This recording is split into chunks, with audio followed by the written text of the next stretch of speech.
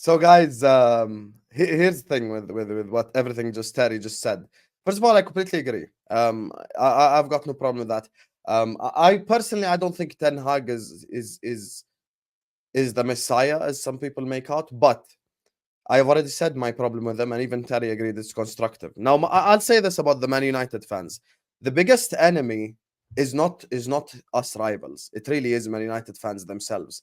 You need to fight your own fan base before any rival, because the Man United fan base itself is the biggest problem. And I feel like you need to social engineer kind of the fan base and kind of understand the position that you're in. Because as I said, for example, earlier on, I said you need to get a sporting director to work with Ten Hag. That got nothing to do with Ten Hag. That's the Glazers' job. That's the owner's job. So there's many things you could criticize the Glazers for. There's many things you can criticize Ten Hag for, but you need to be balanced. I think the people that went Ten Hag out, it's way too soon. But Terry did predict it on Twitter, and he's 100% right. This media briefings, by the way, this ain't gonna be the first time or the second time. It's gonna be a third and a fourth and a fifth. Next week, he's gonna be some other guy who leaks some shit to the media. It's just a non-stop cycle. I'll give you guys an example, since you guys watch Straight Facts every week. Imagine I come to Terry and I say, Terry, I'm only doing Straight Facts for 20 minutes this week. And then I come on Straight Facts half an hour late. Would you not expect Terry to have a reaction? Because he's like, wait a minute, Big Steve and Lee Gunner and all these guys, they come at the same time that I tell them, and they do an hour and a half show, a 2 hour show, whatever, and you only want to do 20 minutes. What makes you think you're special type thing? So I always think manager needs to be able to implement standards in the squad. Now, with the favoritism thing, by the way, make no mistake, Pep has favorites, Klopp has favorites, Ferguson had favorites, Wenger had favorites. This is absolutely normal. Players that deliver for you on the football pitch will be your favorites. And by the way, they're 99% of your favorites as a fan base. Forget, like, I'm talking in generals here. Most Man United fans, they love Rashford. Most Man United fans, they love Lisandro. They love all these players that have delivered for them consistently, sorry. And they're not willing to back someone on the bench, because the Jadon Sancho situation, there is a Dutch midfielder that used to be signed to Manchester United. He goes by the name of Donny van de Beek. I've heard so many people for the last 2 years tell me that this is Donny van de Beek's time to shine. This is Donny van de Beek who's going to start. He's going to cook under Ten Hag. And as soon as Ten Hag walks in, he's like, Donny, I don't want to see you here anymore. And this is where the manager needs to be able to have power to apply these standards. Because you look at Arteta, we can use them as a measuring stick in terms of manager power. Arteta came in and he got rid of all the old guard. Aubameyang's no longer there. Lacazette is no longer there. All the players from the old guard are no longer there. And he just got his whole basically players in there. Ten Hag needs to be blamed for certain things. I've already stated them, the philosophical side and stuff like that. But if he's holding standards at training, there should be nothing wrong with that. And all managers have favorites anyway. So that's just a non-story for me. I hear you, bro. There's a few comments here. This one says, I don't think Terry knows what a cuckold is, because Terry would be the husband, United is the wife, and the fans he is talking about are the guys digging out United. No, I think you misunderstood, as I've said. You know, Man United is the wife. These fans are sitting there and watching the Glazers ruin us, but they're focusing on other outside influences. And the manager is important, and the manager definitely made mistakes, and the manager needs to be criticized. And I think Sam's right in the things that he said. There are definite areas, but we need to persevere through this. It's the one action we haven't taken since we did a bit with Ollie, but we all knew Ollie wasn't good enough. And go back and watch what I said about him. I was like, yeah, I'm happy for him to be here for now, but I think we need someone better. But we never fixed anything under Ollie, because then we knocked it all down again to start under a new project. Maradon says, why don't you call them by name, Terry? The problem is with calling them by name is I don't know who half these people are. Some of these guys have got massive accounts, but they don't even use their real names or faces, but they're hugely influential. I don't know what their names are. I have no idea what the names are. One guy today I was chatting to, I think his name was Trey, Love United, Hate Glazers. Who the hell is that? He's got a picture of AWB. How do I call him out by his name?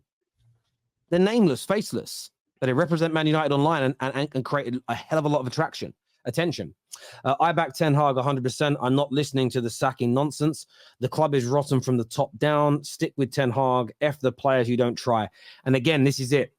You should be advocating for any player that doesn't want to work hard in training. Any player that, imagine being taught, yeah, you're coming in to replace Anthony. And that player knows that that's a position in the team system that has to bust their ass off, whether they're delivering in front of goal or not. and they're like, oh, I don't want to. Just deep that for a minute. And you guys sometimes wonder, this is the deeping of it. Sometimes people go, why isn't Joe Bloggs getting more opportunity? Maybe he's telling the manager, no, I don't want that role. I don't want to work that hard. And we then blame the manager for not playing him. I honestly don't believe that managers say no to players out of spite. I believe they only ever say no to players due to attitude and training application. Generally, other than that. And you want to hear proof of that? What did McTominay do at the Allianz? Didn't even feel like running back. Scott McTominay. Isn't Scott McTominay's like strength basically his work rate? Isn't one of his main strengths the fact that he works hard? That video back, I watched it. Disgrace. And again, he's a player that the manager wanted out, and it's a deal that the club couldn't get done. And these things just shouldn't be ignored. Terry, as predicted, these headlines we knew were coming. Absolutely, we did. By the way, CeeLo, it's not just look. Terry called this because he's used to this as a United fan, and he called it spot on with exact details. But us as rivals, me from the outside looking in, I can already tell Ten Hag's going to get sacked, by the way. I can already feel it. Unless he like fully just 180 degrees this whole situation and starts fucking winning games at a crazy rate. It's kind of giving like he's about to get sacked vibes. I'm going to be so honest with you. It certainly is. And as I've already said, I'll reiterate it again. The players are leaking information that they don't like. And by the way, the manager hasn't criticized any individuals' performance in a game. Yes, he called out the training standards of Sancho, but I can't think of an interview where he's gone, I don't know, Mount today was awful on the ball. Rashford today was selfish on the ball. Sancho today was too lazy when tracking back. I've not heard him do that. So they're calling out his criticism, which means it's private criticism. And they're calling out the fact he's asking them to work hard. So anyone who's siding with the manager, just think about what this makes you look like as a person. You are backing not just paid employees, well-paid employees, multi-millionaires who are saying, we don't want to work hard. And if we don't work hard and we don't deliver, we should not face criticism. That is what you are advocating. That tells me a lot about you as a person. That tells me you're an absolute disgrace of a human being. You really are a disgrace of a human being. I genuinely mean that. It's an awful lesson. It's an awful message. It just tells, actually, I genuinely believe anyone who's siding with these players on this particular subject, doesn't mean you've got to side with the manager on everything. On this particular subject, I think these people have got very, very dark, very bitter, very angry hearts. I think I bet if you get to know these people in person, I bet they're not very nice people. And there might be a reason for that. You know, there could be a multitude of reasons, but you can't be a good person and think that a football player paid millions of pounds a year has the right to moan about his manager privately criticizing him and asking him to work hard. Sorry, can't buy into it at all. Davis responded to Ten Hag saying he's not a good defender. He did. He defended well. So we can get at him. He's not a good coach either, so I don't know why he's talking. Cool, yeah. Man United's manager shouldn't do a press conference anymore. I agree with you on that one. Ten Hag does talk too much, though. Mate, he shouldn't have said that. Again, when that quote came out, I think I was live with Big Steve, and I just said, why say it? Like, you know me, I love the football gods. I think they're real. Do you know what I mean? I think fate, and I suppose every culture has a different word for it. Sometimes you tempt fate by saying things, and that's why I don't like really doing previews, but especially with my own club. I don't like to put things out into the universe in case I upset the balance. So I can't, like, it's like when you went 1-0 down yesterday. I was so annoyed at Staffy for bantering you at 1-0 down. It's like, no, you'll ruin it. Keep quiet. Because I don't know. I really believe, when it comes to sport, I'm so superstitious. It's crazy. Discipline is the hardest part of progression towards a goal in life. Seemed like some of these United players are scared of discipline. You're absolutely right. Discipline and consistency are the two most important ingredients you need. You can be less talented, but with consistency and hard work, still make a very successful go of your life. The pet peeve of people I dislike the most on a professional level are highly talented people that are work shy, because they could be so much and they don't put the effort in, and it drives me. I know a YouTuber like that. He don't do YouTube anymore. He was so talented, so knowledgeable, so good at what he did. But he's a lazy bastard. Lazy bastard. He used to wind me up. He used to wind me up how good he could have been, and he wanted it. But then what he wanted more was to lay in bed. But there we go. That's kind of it. It's like late people. You know, like people that say, I want to be successful and rich, but they're late a lot, don't turn up a lot. They would rather sleep than be rich and successful. That's what it comes down to. That happens when players don't respect you. That's a fair point as well. They don't respect him. So we need to understand why they don't respect him. And all I'm seeing so far is I haven't seen a tangible reason. Oh, he treats certain players better than us. Well, he treats the players that deliver better than you. Fair enough. He treats the players that follow instructions better than you. That makes sense. He treats the players that turn up to training on time better than you. That makes sense. Listen, kids, this notion of, equal rights is true. Everybody should get equal opportunities. But this idea that everybody in the world is going to be treated exactly the same way is a preposterous one. Because depending on your behavior, your application, your hard work, your delivery, and I'm talking here on a professional level, like I treat all 3 of my children the same until one of them's naughty and the other 2 are not. If Freya's naughty and Jackson and Archie are behaving themselves, I'm not going to punish them. I'm going to treat them for a period of time better than I'm treating her. Even though I'm putting her on the naughty step and not letting her have a piece of chocolate, it's actually a good thing for her in the long run if she listens to it. I'm not treating them the same in that moment. Employees, if one of my employees is killing it and doing a great job and the other one isn't, I'm not going to treat them the same in every aspect. Of course, they can still both have a lunch break, go home on time, eat food at work. I'll treat them fair there. But I'm not going to treat the person who's delivering the same as the person who's not. There is going to be a difference. I don't know what it is with this modern generation thinking that everybody is going to be treated identically the same at every single moment, in every walk of life, no matter how good or bad your performance is.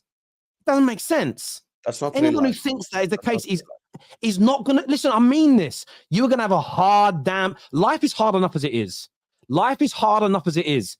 Without you setting these unrealistic expectations, nobody's ever gonna match. No, you're never gonna work anywhere. You're never gonna be in a relationship, whether it's with a father, a mother, a boyfriend, girlfriend, whether it's with your brothers, siblings, bosses. If you think that at every moment someone's going to treat you exactly how you want to be treated and as equally as everybody else, you're mad. You're mad. Young men, you'll be in a situation where you might be with your girlfriend, some of your boy mates, some of their girlfriends, and all the boys all saying certain things, and she'll laugh at something silly your friend does, but she'll tell you off for doing it. And that's because she has different standards for you to what she has to your friends. She wants you to look and be a certain way, and maybe vice versa. No one gets treated the same. No one treats everybody the same. Get this stupid idea out of your head. It's never going to happen. Drop this favoritism nonsense. The great managers have favorites. The crap managers have favorites. Therefore, having favorites isn't per se a problem. The only people that make it a problem are failures who feel like, oh, I didn't get an opportunity at work because the manager had a favorite. I guarantee that favorite turned up on time, worked harder than you, and delivered more than you. Cast iron facts. Failures. Anyway, it just annoys me. I just listen. Oh, anyway, I'm moving on. Terry's had enough of his own fan base. You could tell. You could tell that you just had enough of his own fan base. I'm gonna be honest with you. I don't think Terry's probably even affected by anything I would say about Man United because he's heard probably dumber shit from his own fans. So bro, I can push back against rivals, and I expect it from rivals. But Man United fans, I'm not saying we shouldn't criticize our club, but we never, for 10 long years, we never focus on the root cause problem until a new manager comes in. Then we go at the Glazers as a collective. We've got to help him. We've got to support him until we hit a rocky road. And then we just defer straight back to the manager. And again, I reiterate for all the silly people in the back, the manager deserves criticism. Some of his signings have flopped. Give him time to put it right. He has not played a game yet with all these signings on the pitch. Let's have a handful of games with all these signings on the pitch and the players that he's given new deals and promoted to captains. Let's see how they look. And if they're still looking bad, we'll have another conversation. But come on now. Use your brains.